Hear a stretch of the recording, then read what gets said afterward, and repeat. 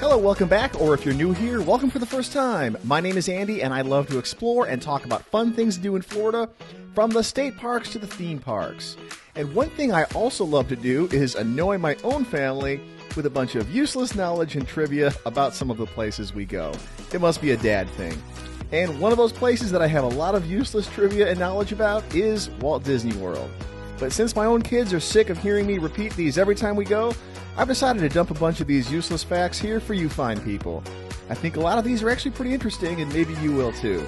So next time you're at Walt Disney World, you too can become that insufferable know-it-all who likes to delight your own family with these nuggets. Alright, let's get into it with 50 of my own favorite fast, fun, useless bits of Walt Disney World trivia. The entire property covers over 43 square miles.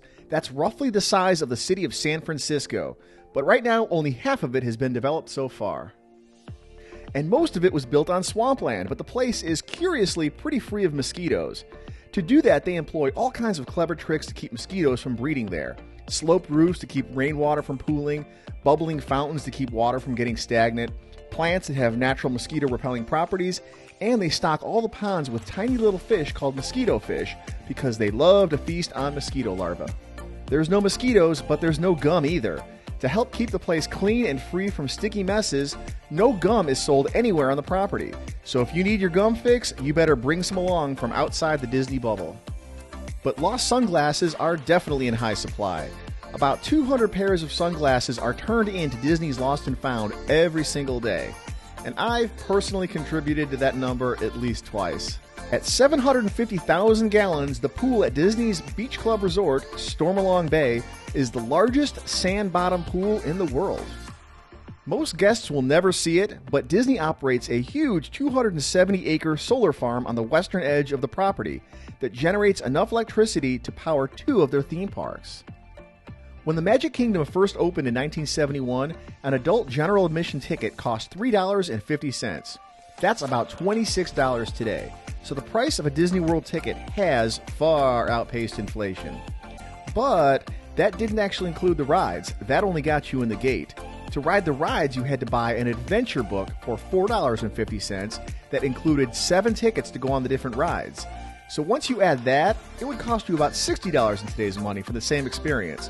But if you wanted to go on all the rides again, you had to buy another book of tickets. So maybe it wasn't quite as cheap back then as we like to think it was. Despite that urban legend that refuses to die, no, the spires on the castle don't get taken down during a hurricane, and the castle isn't disassembled and put away before a big storm. The castle was just built to withstand up to a Category 4 hurricane. There is a memorial to Mr. Toad, a long-lost fan-favorite ride that you can spot in the graveyard next to the Haunted Mansion.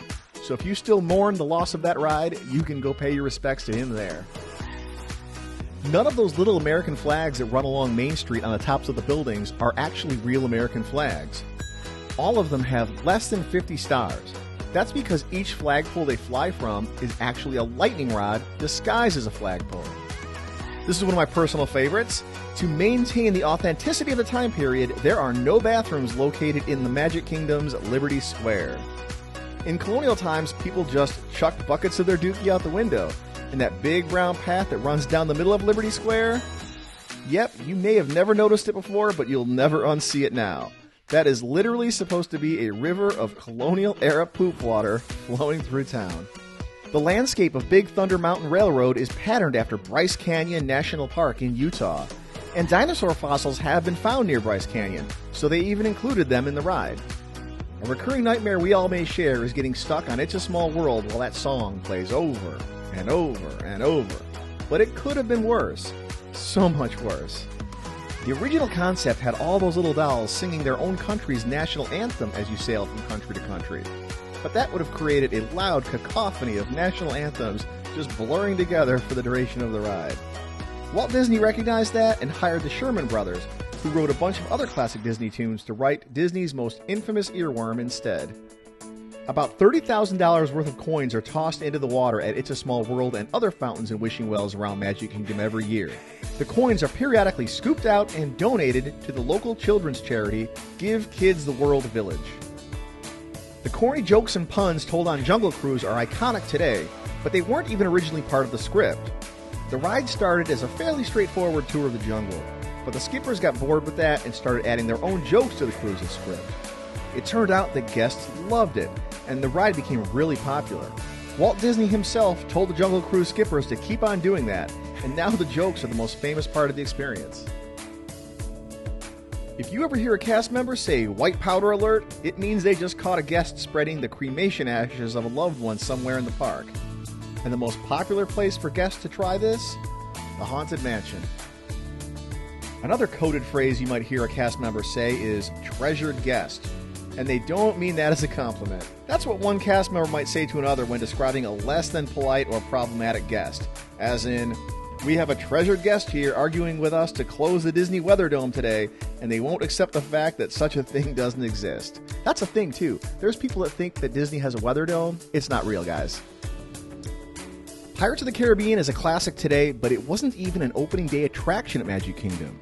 But instead, that ride was intended to be a boat ride called the Western River Expedition, which would be a boat ride through Western landscapes and include Western animals and surroundings. Pirates was a popular ride at Disneyland in Anaheim, but they thought that Pirates wouldn't be as interesting to people in Florida because the state is already kind of close to the Caribbean, and that a Western River voyage would be way more popular here. But people complained, so they quickly put this version of Pirates here instead. The Haunted Mansion and Carousel of Progress share one unlikely character, Grandma in the rocking chair. Copies of the same exact animatronic can be seen in the Carousel of Progress sitting and listening to some music, and in the right side of the ballroom scene in the Haunted Mansion. Moving over to Epcot, here's a nerdy fact for you. Spaceship Earth is made up of exactly 11,324 individual triangles. That'll be on the test later. At 200,000 square feet, Guardians of the Galaxy Cosmic Rewind has the largest show building in the world. The volume is so massive that 4 Spaceship Earths could fit inside of there. At 5.7 million gallons, the aquarium inside the seas with Nemo and Friends is the second largest aquarium in the US and the 6th largest aquarium in the world. The prairie dogs and bison that you see in the Living with the Land ride were actually built before Epcot was in the planning stages. They were built for that river boat ride, Western River Expedition, that was supposed to be where Pirates of the Caribbean is. But since that ride never happened, they hung on to them and reused them on this ride instead. The Morocco Pavilion was the only pavilion built with the full partnership of the nation it represents. King Hassan II of Morocco sent over Moroccan artists and architects to assist in creating the pavilion, so it would be as authentic as possible. The Japan Pavilion was originally planned to include a roller coaster set on Mount Fuji that was kind of meant to be Florida's answer to the Matterhorn at Disneyland in California. But Kodak was one of Epcot's major sponsors at the time, and they rejected the idea. Fujifilm was Kodak's main competitor, and they didn't want anything with the word Fuji in the parks. That idea was shelved, but it eventually evolved into what became Expedition Everest instead. In front of the Japan Pavilion, there's a stone lantern statue that isn't just a random piece of theming. It was an official gift from Japan's Emperor Hirohito to Walt Disney's brother, Roy Disney, in 1975. It was on display at the Polynesian Resort, then moved here when Epcot's construction was complete. Impressions de France is an 18-minute film about France that plays in the France Pavilion, and it holds the Guinness World Record for the longest-running film to play in the same theater.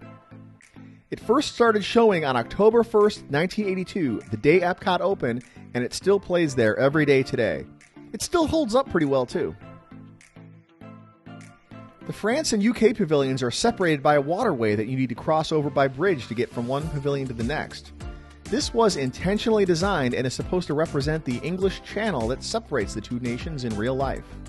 And in yet another case of what could have been, the Germany Pavilion originally included plans for a Rhine River cruise attraction, past miniature versions of famous German landmarks.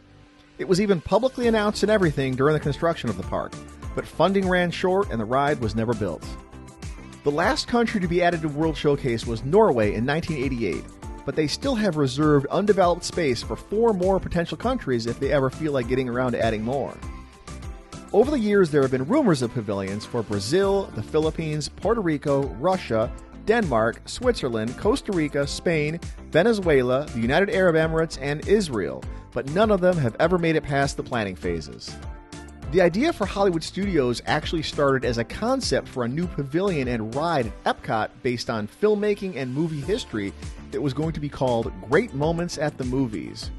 It was supposed to go into Epcot's future world, but they had so many ideas for the pavilion and for the ride that when Disney CEO Michael Eisner saw the plans, he said, "Let's just make a whole new park based on all this stuff." He also felt they needed something to compete with another Hollywood-based theme park that was under construction just down the road at the time, Universal Studios Orlando. Aerosmith was not Disney's first choice to headline Rock and Roller Coaster. The company first approached the Rolling Stones, but they wanted too much money. So Disney next asked Kiss, who also ended up being too expensive. Disney's third choice was U2, but Bono just flat out said, "I'm not interested." Finally, Disney fell back on Aerosmith, who came kind of cheap because Disney already had an established relationship with them. They were signed by Disney-owned Touchstone Pictures for the soundtrack to the 1998 movie Armageddon. You can stand in line for hours at Rock and Roller Coaster and never hear the same song twice. The playlist that plays in the ride's queue is over 60 hours long. You could stand in that line for days and never hear a repeat. When it first opened as Disney MGM Studios, the park was originally intended to also be a real working movie and TV studio where real film productions would take place, but that never really caught on. Turns out there was just too much background noise to shoot in an active theme park. But they did operate a full-time animation studio here for a few years. Disney movies Mulan, Lilo and Stitch, and Brother Bear were all produced here. The Twilight Zone wasn't the first choice of IP for the Hollywood Tower of Terror either. The first choice, strangely enough, was the 1974 movie Young Frankenstein, and the ride was going to be called the Mel Brooks Hollywood Horror Hotel. But then Eisner wanted the ride to be legitimately scary and considered a collaboration with horror author Stephen King to base the ride around The Shining's Overlook Hotel. But Disney fell back onto the Twilight Zone because they felt it was an easy fit and the fact that Disney wouldn't have to fight anyone over creative control, since Twilight Zone creator Rod Serling had passed away 15 years earlier. Despite Rod Serling being gone, he does appear in the ride's pre-show, even talking directly about the hotel and the ride's plotline. But how? Clever editing and a really good voice actor.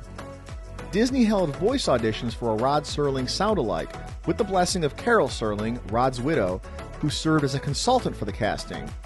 After many auditions, voice actor Mark Silverman was chosen by Rod's wife to provide her husband's voice. The footage you do see of Rod Serling was taken from an episode of The Twilight Zone titled The Good Life, and he's talking about a map of the United States, not an elevator. Tonight's story on The Twilight Zone is somewhat unique and calls for a different kind of introduction. This, as you may recognize, is a map of the United States. The reason the Tower of Terror was painted that specific color is because from a few vantage points at Epcot, the tower can be seen rising up from the Morocco Pavilion. And that color was chosen so it blends in perfectly with Morocco and doesn't ruin the immersion. Star Wars wasn't even the first choice for the movie that Star Tours was going to be based on. That ride was originally going to be based on the mostly now forgotten 1979 Disney sci-fi movie, The Black Hole. What? Disney was still decades away from owning Star Wars at this point, but they did have a working relationship with George Lucas, who was the executive producer on Captain EO, a 3D movie starring Michael Jackson that ran at Epcot during the 80s and 90s. So they approached him one day and said, "Hey George, you want to maybe work on this ride idea we had, but instead of our old Black Hole movie that nobody remembers, can we, maybe use Star Wars instead?" And he said, "Sure." That giant green dinosaur that sits in the middle of the lagoon at Hollywood Studios isn't a character from The Good Dinosaur. In fact, she's not even a Disney character at all. That's Gertie the dinosaur, who is considered the world's first animated cartoon character. She started an animated short way back in 1914 and was a huge influence on Walt Disney's own career as an animator. Animal Kingdom is not only the largest theme park at Walt Disney World, it's the largest theme park in the world. That's mostly because the land that just the Kilimanjaro Safaris ride uses is larger than the entire Magic Kingdom. Expedition Everest was the most expensive roller coaster ever built.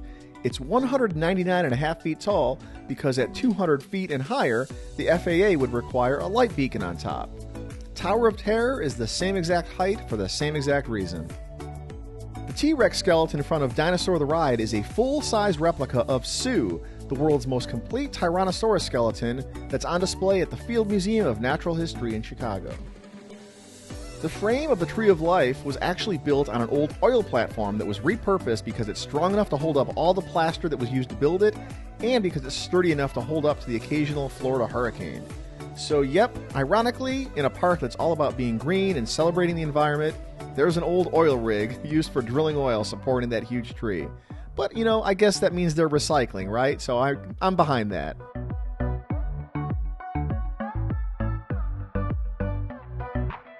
The lions that you see on the Kilimanjaro safaris are almost always lying in the same spot on top of those rocks because there's a cooling unit hidden up there that blows cool air out all day long. The lions need some relief from the Florida sun too, so they hang out in that spot to stay cool and comfortable. Animal Kingdom is the only Disney park that has locking doors on the bathrooms. And that's just in case a dangerous animal like a tiger ever escaped. Guests could lock themselves in the bathrooms for safety. You'll never see Minnie, Mickey, or any of the characters walking around in the Pandora World of Avatar land in the park. That's because Disney didn't want to break the immersion of your visit to another planet. They have the same rule for the Toy Story Land and Galaxy's Edge at Hollywood Studios. In the queue for Dinosaur the Ride, you might see these red, yellow, and white pipes with chemical formulas printed on them. Those are the chemical formulas for ketchup, mustard, and mayonnaise, which have nothing to do with dinosaurs, but they're up there because McDonald's was the first sponsor of the ride.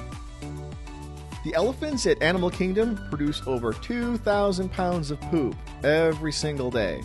The poop is scooped up and used as fertilizer all over the rest of the resort. Bet you didn't know there'd be 2 poop facts on this list, did you? And we made it to the end of 50-ish rapid-fire useless Disney facts. Take that information and impress your friends, annoy your family, become that insufferable know-it-all that I know you all want to be. And if you like this kind of content, you want to learn about more fun things to do in Florida, please like, share, subscribe, tell one other person about this video. It really helps the channel grow, and I will talk to you guys next time. Bye-bye.